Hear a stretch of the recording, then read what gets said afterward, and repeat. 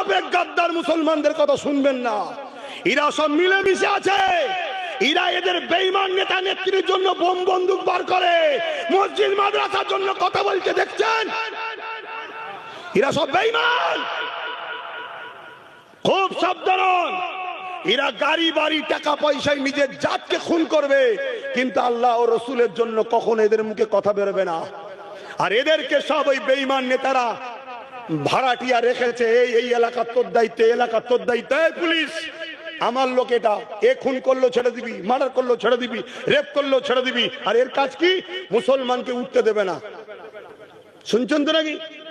এইভাবে গুন্ডাগিরি করে করে করে করে আমার জাতে না আইএস আছে, না আইপিএস আছে, না ডাব্লিউবিএস আছে, না জজ আছে, না উকিল আছে, না মন্ত্রী আছে, না কিছু আছে। আমার জাতের কিছু আছে?